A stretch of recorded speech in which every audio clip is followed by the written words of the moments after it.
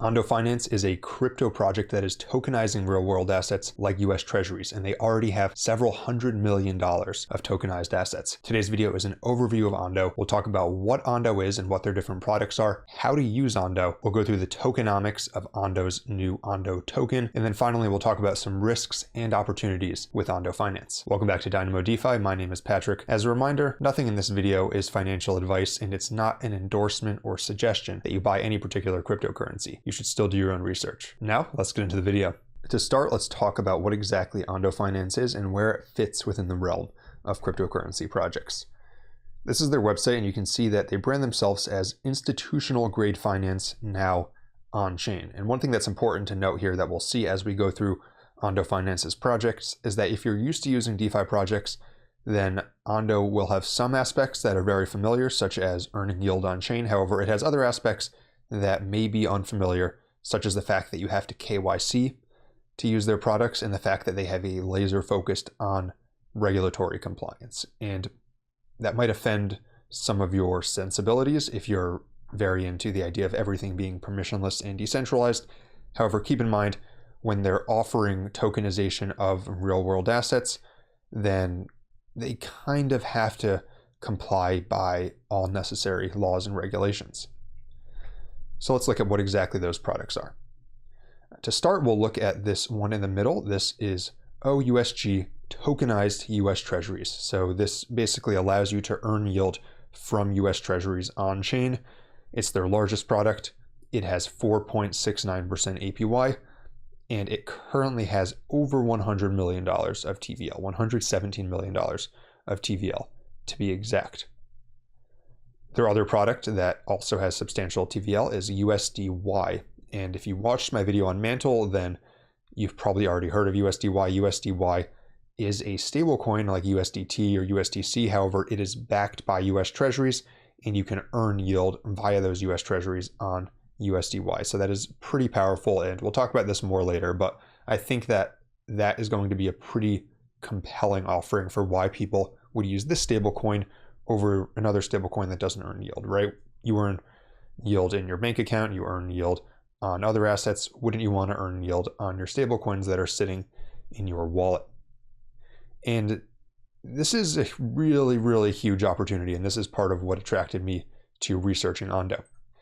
If we look at recent statements from major Wall Street titans like BlackRock CEO Larry Fink, then after the Bitcoin ETF was approved, he said that it was just a stepping stone towards tokenization. This is an article from CNBC. And if you actually watch through several interviews he's given over the past few weeks, he talks about how potentially all or most financial assets will eventually be tokenized and recorded on-chain. And that would include things like stocks, things like bonds. And Ondo Finance, as far as I'm concerned, is a step towards this by tokenizing US government bonds. They're also backed by some of the biggest names in crypto: Founders Fund, Coinbase, and Pantera. These are some of the most reputable funds in crypto, and they have a history of backing some very major projects in the past.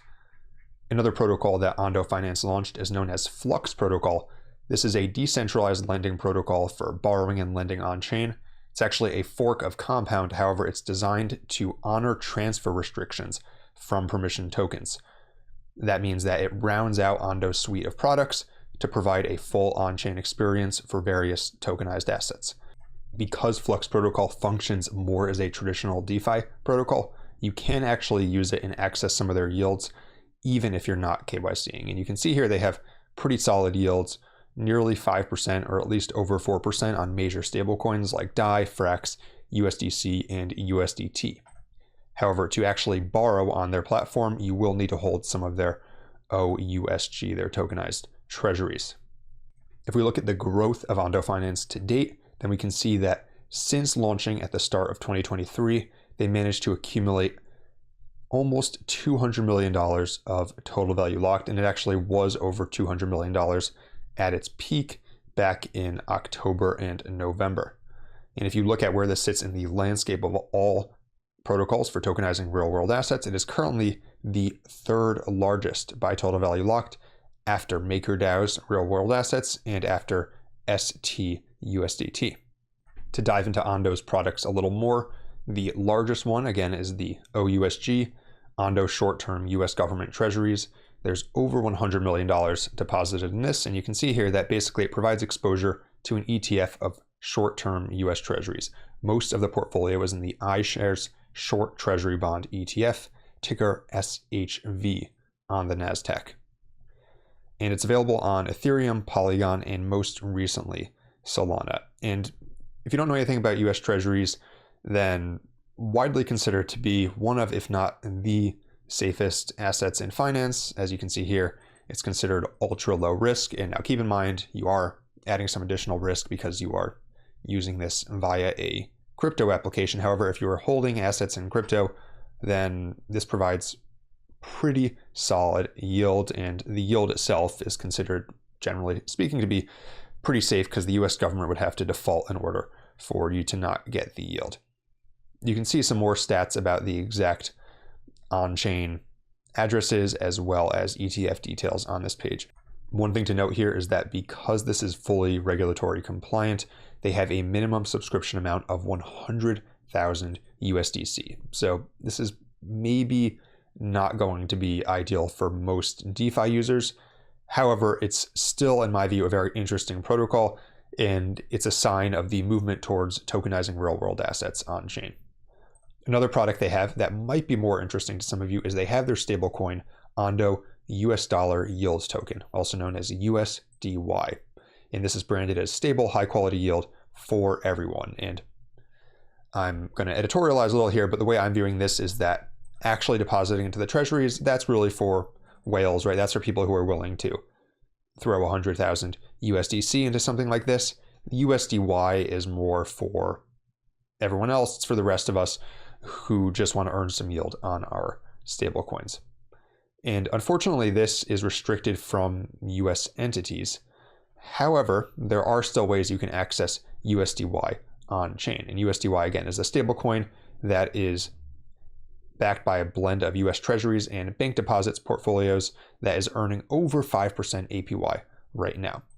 And just to look at this comparison that Ondo Finance put out themselves, you can see the comparison between USDT and USDY, and they've really done a lot to make USDY secure, liquid, yield-bearing, and to assure people that it is going to be worth exactly what they say it is. You can see here that they have third-party reporting daily rather than quarterly. They have third-party oversight.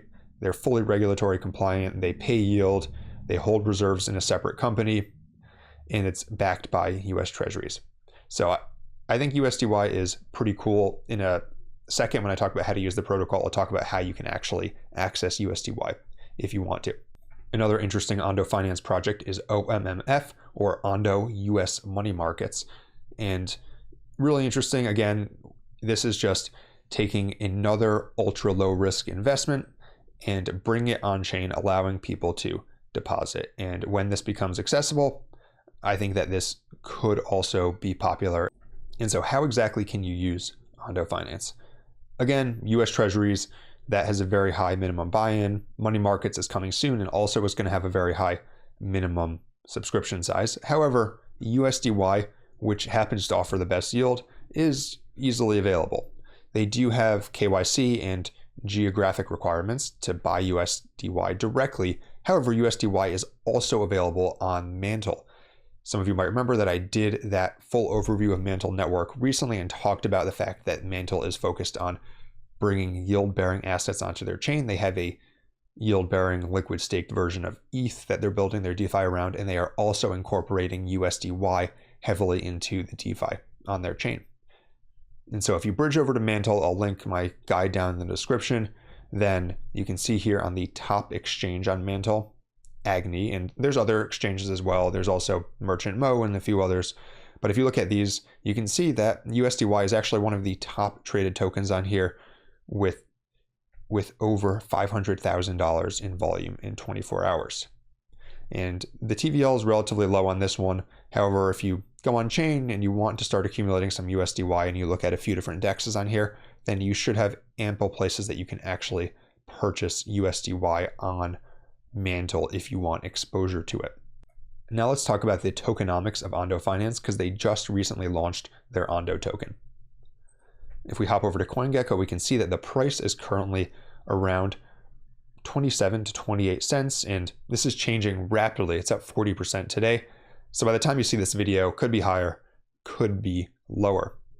But if we look in the past 7 days since it was launched, it's run up quite a bit from the 18th when it went live. And these sorts of fluctuations often happen when a new project launches, as it goes into price discovery and the market figures out how to evaluate it. And this is especially true for a project like Ondo in a relatively new and up-and-coming category like real-world assets. It's currently ranked 155 on CoinGecko with a market cap of $397 million and a fully diluted valuation of $2.75 billion. So yes, the circulating supply is fairly low compared to the total supply. Only 1.4 billion tokens in circulation out of a total 10 billion that will be available eventually.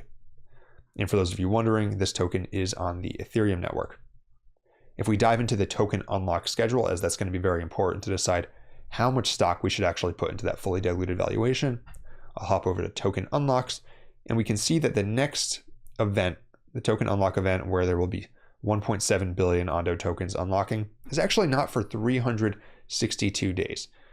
And so to me, this makes it less concerning that the fully diluted valuation is so much higher than the market cap, because while that might affect people's willingness to pay, there is not an imminent risk of actually being dumped on, because you have modest unlocks every day, about $11,000 worth, but the big unlock doesn't actually happen for basically another year. It happens in 2025.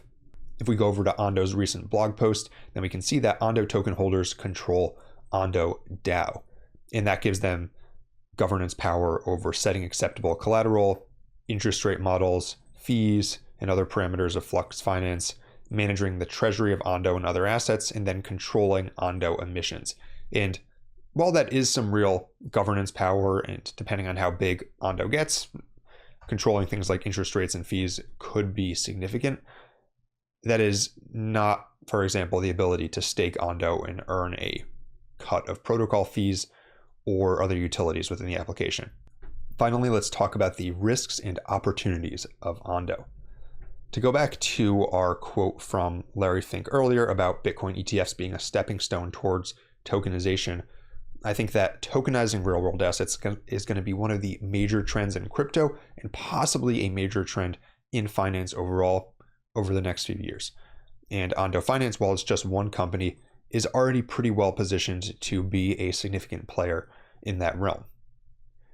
Another thing that I think I mentioned briefly before, but that is significant, is that they recently brought their treasury-backed tokens to Solana. As we know, Solana has been growing substantially, and one thing that's been less reported is that Solana has especially been growing in its share and dominance of stablecoins.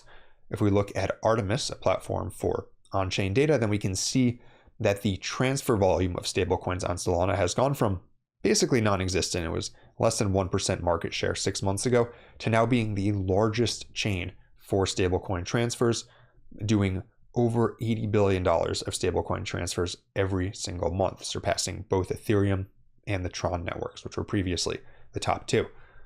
And my thesis on this is that because Solana fees are so cheap and it's basically tailor-made for consumer applications, then anything that can tap into servicing the stablecoin market on Solana, it's going to have a lot of potential. And if Ondo can actually provide yield to stablecoins on Solana, or provide an outlet for people who are holding stablecoins on Solana to earn yield, then I think that could be a very good opportunity for them. And I would note that they haven't done that yet. However, bringing treasury-backed tokens to Solana is a very good first step. If we look at their recent roadmap from that same blog post that I've been referencing, then we can see that they are planning to drive the use of tokenized cash equivalents.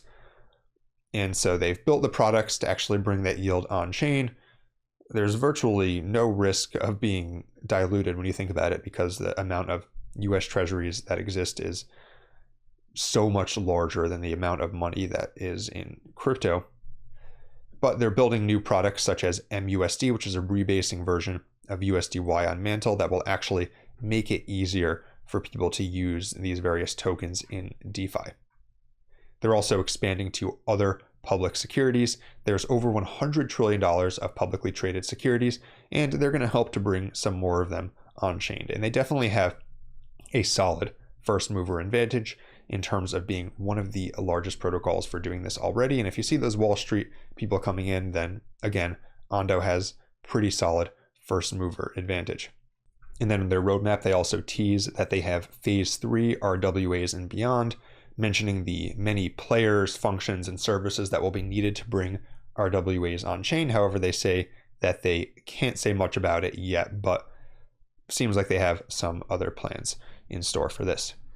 As far as the risks of Ondo, I would say one that jumps out to me is that even though most of these tokens don't unlock for a year or even multiple years, they do have a pretty low circulating supply compared to the total supply. Another thing that I would note is that while they've done virtually everything that I can think of to be regulatory compliant, there are still concerns about the US government's friendliness towards crypto-based protocols and tokenization of assets. And so I would definitely consider that to be a risk for Ondo. Finally, I would say that while USDY has a pretty strong value proposition, competing with the likes of USDT and USDC is a massive undertaking. Those are some of the largest companies in crypto, and they are already thoroughly entrenched in DeFi and payment applications within crypto. And if you want to learn more about trends and applications and research in the crypto market, I have a newsletter, dynamodefi.substack.com. I publish it every week with the latest trending topics in crypto. You can see I talked about tokenization just this past week, as well as on-chain analysis and tools to help you with your crypto research. Again, that's dynamodefi.substack.com. And for more videos like this one, be sure to like and subscribe. Until next time, this is Dynamo DeFi.